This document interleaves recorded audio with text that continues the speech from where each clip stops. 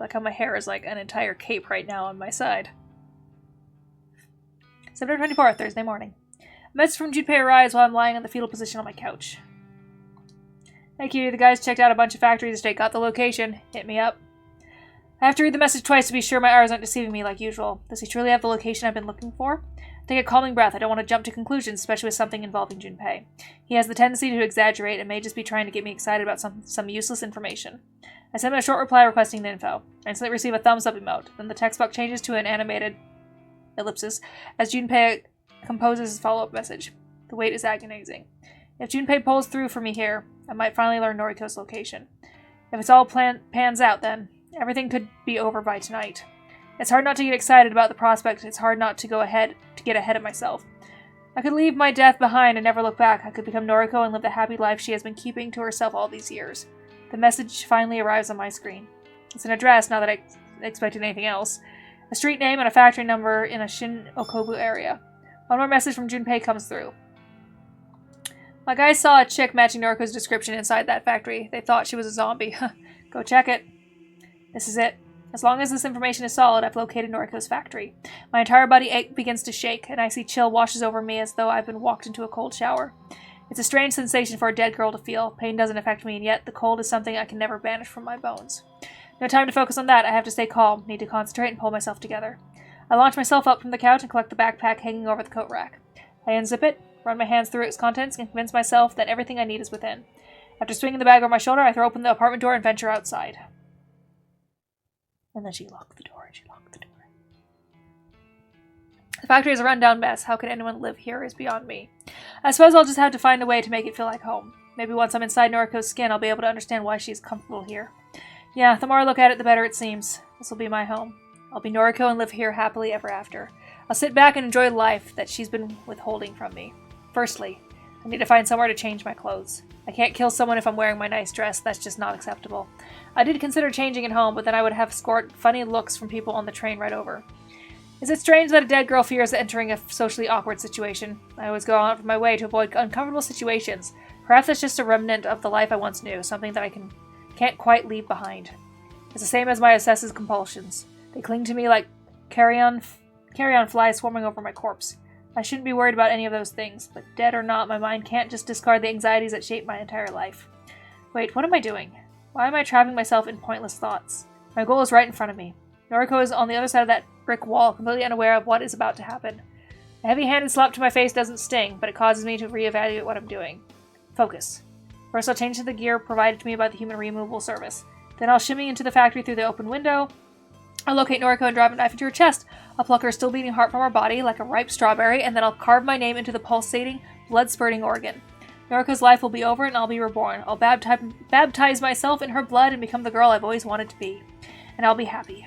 Happy just like Noriko. That smiling, carefree girl that I spent my youth with. The girl that faced her mother's attempted suicide with stoic smile. The girl that didn't flinch when her father walked out. The girl that stayed inside day after day when the outside world just became too scary to face. The happy, carefree girl without a single real problem. God, this girl was fucking... God. She never knew how good her life was. She wouldn't have lasted a day in my shoes. I hated her so much. I'm going to become her. My backpack hits the ground with a dull impact. I tear my yellow sundress from my shoulders and let it fall to the ground just like a snake sheds its skin.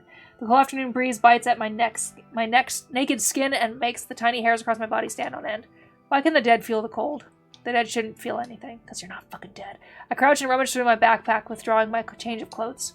Slowly, calmly, deliberately, I dress myself in the dark gear that marks me as a herald, one of many. I note the comforting weight of the 4 knives concealed within my jacket, 1 in each sleeve and 2 against my chest. It's important to be armed to the teeth. After donning every article, I pull a broad mask out of the bag. The mask is a likeness of Corpse Girl, my enemy and my future identity. I slide the mask over my face, and a curtain of calm descends over me. This is the last time I march forward in the name of the Human Removal Service. This is for my own personal agenda. The scheming of that rebellious group of killers no longer guides my hand. The time has come. I approach the factory front entrance and try the door simply out of curiosity. I don't expect Noriko to have lowered her guard so much, and yet the door swings open. She left it unlocked. A mistake I never would have made thanks to my overbearing compulsions. Why do I feel like she's gonna get... This place reeks of death. If I wasn't so accustomed to the smell, I'd probably vomit. Do dead girls vomit?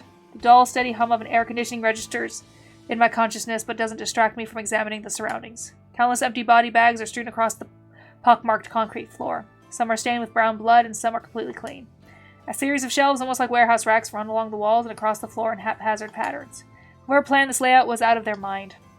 However, this is home now. My home. Soon. Striding forward, I weave between shelves and step over discarded body bags. So far, there has been no indication of Noriko's presence. Still, I draw a knife from inside my sleeve so that it rests in the palm of my hand. The metal handle is cold. Cold. Why do I feel cold? The entire factory is like a freezer. How can Noriko live like this? My torso twists in reaction to the monotone syllable. The quick movement sends a shooting pain across my chest. Pain? It's Pain. You. Hello, Harold. It took me a while, but I figured out what your mask is supposed to be. It's like an artistic representation of Corpse Girl, right? The Corpse Girl mascot that appears on my website. Noriko flashes her phone at me, and I glare at the website display. That's totally copyright infringement.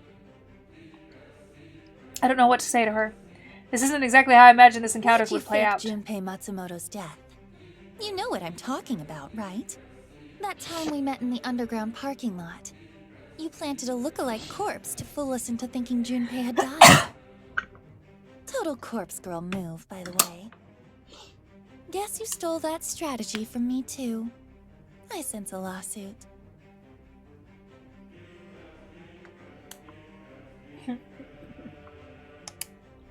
She steps forward with a hand outstretched. I instinctively lash out with my knife and slash her wrist. But her hand comes to rest on my shoulder, the tiny nick from my inaccurate blade not even prompting a spurt of blood. That stung a little. The warmth of her hand seeps into my shoulder. It's almost comforting. I miss you. I really miss you. Can you take off the mask? Can we just talk? I don't take off the mask. I don't know why I'm standing here listening to her. I don't know why her presence and her reassuring hand has caused me to lower my guard. She smiles. This is the happy, carefree Noriko I grew up with. You're so beautiful, Aoi. I'm really sad we can't be together. How are things with your boyfriend? That single, useless word crawls out of my rotting mouth like a diseased maggot. It's all I can bring myself to say. You can't tell me? That's okay. You used to be so open with me. And then, you died. We tried to keep our friendship going after that, but we've never really been the same since then, have we? I hope you get the help you need, Aoi. I hope one day we can put all of this behind us. My fingers loosen, the grip of my knife weakening. It falls to the concrete ground. I don't need it anymore. I tense my arms and squeeze my hands together, desperately trying to crush Noriko's throat beneath my fingers. Her skin is warm and flushes red as my grip tightens. She kicks against me, but the pain doesn't register. She's weak and frail. Her strangled cry is drowned out by my own grunts of exertion. Anemic fingers swipe at my arms constantly, only serving to irritate me. I could hold her neck in one hand and use my other to plunge a knife into her face. I can continue strangling her until I crush her windpipe. Or I could slash her stomach open and let her intestines spill out onto the ground. All of the options are appealing. All the options can be put into motion within seconds. I take my right hand off her neck and slip it into my jacket, ready to pull out a knife. My left hand closes tighter on her neck. And Noriko closes the distance between us, causing my elbow to bend and allow her closer. Her forehead slams into my own, and my neck recoils backward. I am falling to the ground, only able to blink once as I try to work out what just happened. She somehow summoned the strength to headbutt me. Frail, weak, ghostly Noriko. She actually stood up for herself. She actually struck the person she loves. I am dazed, but ultimately uninjured. I didn't even feel the impact of my skull against the concrete when I landed flat on my back. Noriko towers over me and rubs her neck, her ragged breathing even louder than the thrumming air conditioner. Sorry, Aoi. I had to defend myself. Please, get up. Let's talk about things. I get up. I slip the knife into her side and I feel it slide neatly between two of her ribs cage. Her taut, thin skin does nothing to resist implement. Noriko looks down at the wound and mumbles in surprise. I drive the knife in deeper, and with a flick of my wrist, I pull it sideways, slashing her belly open wide. An arcing stream of blood sprays from the savage wound and forms a macabre rainbow before me. Noriko coughs and gags as she finally tries to stem the tide of blood with her hands. Damn it! Corpse Girl will... She falls to her knees. Her empty threat falls with her and her face slams into the concrete. Noriko Kurosawa is dead. Using the very same knife that slashed her open, I cut along the seams of my jacket and skirt. I strip myself down with the blade until I'm standing cold and naked in the factory. It doesn't take long to strip Noriko down as well, but I'm extra careful with her clothes, and I don't use the knife this time.